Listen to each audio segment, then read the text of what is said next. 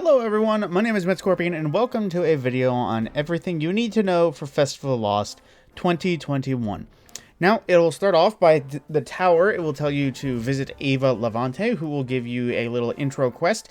The quest itself is basically a tutorial on haunted lost sectors, how to get into them, and how to acquire various currencies. Now, you can learn a lot more just from visiting Ada, as the primary currency is candy, which is something that drops from just killing enemies. Now, before I want to get into more, let me specify that this event wraps around the masked armor, and the masked armor is these little masqueraders' cowls. Now, you'll get one for free from Eva, but of course, that is what you want to use so that you can actually earn stuff. This is used to equip mask ornaments and bleh. You can pick any ornaments you own from across mask history. It's not normal armor, it's specifically masks, but at the same time, you want to have this on to do everything pretty much regarding Festival of the Lost.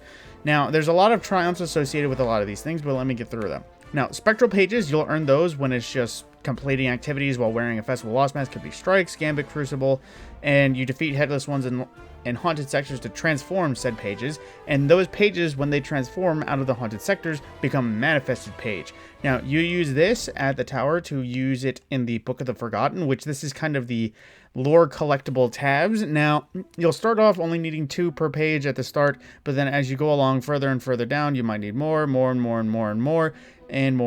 more just to keep it not so easy to finish right off the bat. Now, that is what works for the pages. I will explain Haunted Lost Sectors later on, but this is basically a run through for everything here. Now, the Headless Horsepower, that requires the Masked Rider Triumph. Now, a lot of these events have sections of triumphs chained to them. For this one, it's Festival Lost. And now, you saw that it was Masked Rider, and that is how you do it. You need to basically collect all the masks, specifically, I believe, all the masks from this season. As a matter of fact, we can actually test that now, just because I haven't bought any masks. Let's see, there, 1, 2, 3, 4, 5, 6, and I bought the Aramis mask. And to check the Triumph, there is a progress. You need to buy all 6 masks, I believe specifically from this year, because I'm not sure if all the other masks from past events are available. I know they are in Eververse, just because that's silver, that's eternal, but moving forward, of course, an important thing that some people might only be here for are weapons. And the weapons going from the most original to future is first the Horror Story, a precision frame auto rifle that is not terrible. Honestly, its first iteration was probably the best, but that one is sunset now. And the Braytech Werewolf, which is another vertical frame kinetic auto rifle. Wasn't sure their idea. It honestly looks awesome, but I wasn't sure of their idea of introducing 2 back to forth vertical auto rifles. But changing up the story, this year they introduced the Solar Rapid Fire Pulse Rifle Jurassic Green. Now, I have gotten a few rolls of this that I do really like. This one right here, Heating Out Dragonfly, I have been appreciating this. Now, of course, it's a rapid fire frame, so you recommend a little bit of a stability buff, natural stability from like knock them down or anything. But moving into the important parts, those 3 weapons are obtainable specifically from doing haunted sectors, and transforming spectral pages into manifested pages significantly increases the weapon drop. So just running haunted sectors may give you drops, but actually running haunted sectors and converting spectral pages into manifested pages will help you get these weapons more often. And there are some curated versions that might come standard, but there are, of course, masterworked available. There are a few rolls available, although I think the best perk pool is for Jurassic Green. These other ones are more performance as opposed to damage or reload. Now, the Headless Hues, this is one of those another shaders available for triumphs, and that is Glint of Victory. Now, what you need for that is to reveal all the pages in the Book of the Forgotten. There's 27 total, and hang on, let me do some math really quick. So after you do the whole quest, the intro, you might have enough pages for 2 lore books, and I believe those are 2 apiece. So you will need a total of, if I did my math right, just short of 200 manifested pages to complete the full lore book. Now, that might seem like a lot, but once you get into the roll of it, you might be able to get 10 or 12 pages a run, and depending on the currencies, but it may take a while, but it's definitely doable. And again, most of the time, the shaders are not an important part of these things. They're more so a cherry on top, although, ooh, I like that look for all the dinosaur armor. I might need that.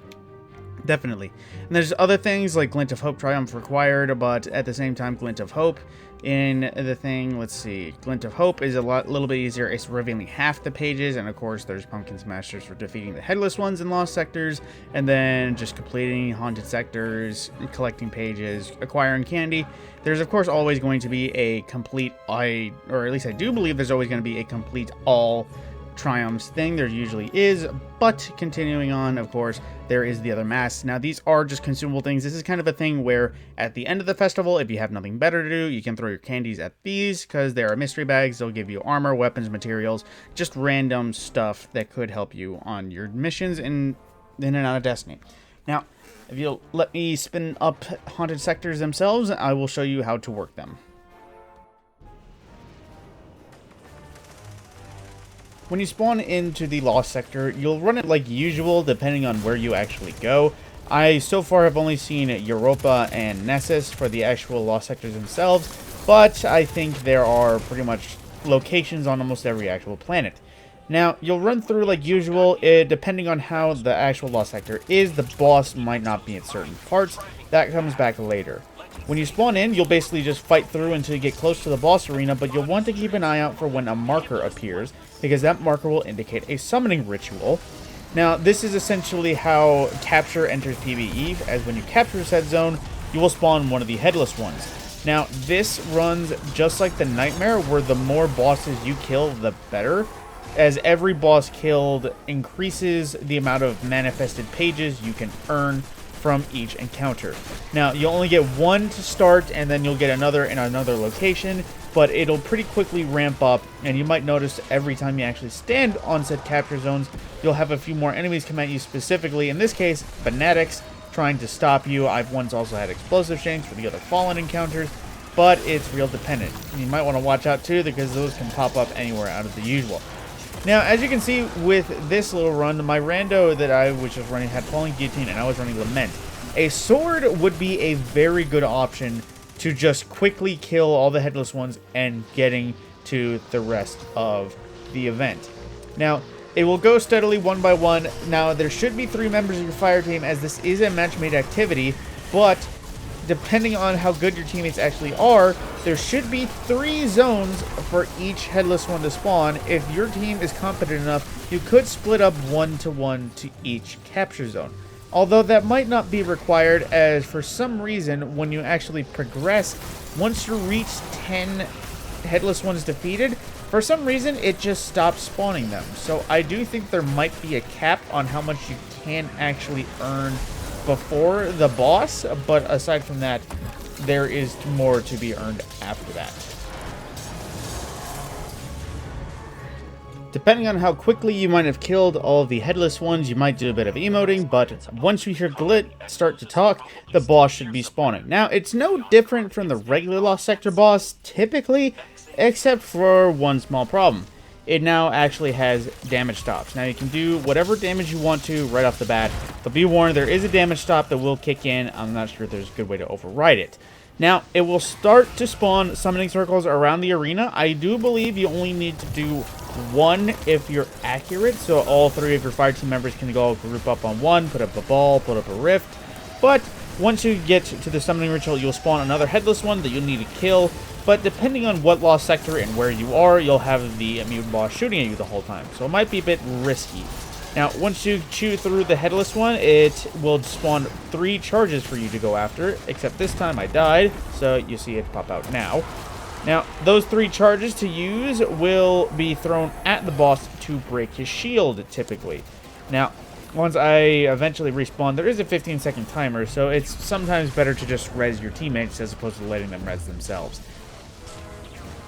Now, once you kill all the Headless ones, it should drop enough charges that can break the boss's shield. Sometimes, though, you might have to do it again, because it is to be warned that once you spawn the Headless ones, they might eventually escape if you don't kill them quick enough. After progressing far enough, you should see a pumpkin charge on the ground, grab it, and yuck it at the boss, and the boss will lose its immunity shield. Now, at that point, depending on how far down, you could either just light him up or damage him enough to get him to the next stop. But typically, after enough damage, he will, die. And after he dies, the Haunted Sector is officially done, and you can either claim your loot or claim your candy. I would advise going for the loot though, as because that's the important things, and thankfully candy can be postmastered, so if you miss any in the lost sector or wherever you're running, it will show up in your inventory once you go visit Katie at the postmaster. With that, my name is Mad Scorpion, and thank you for watching.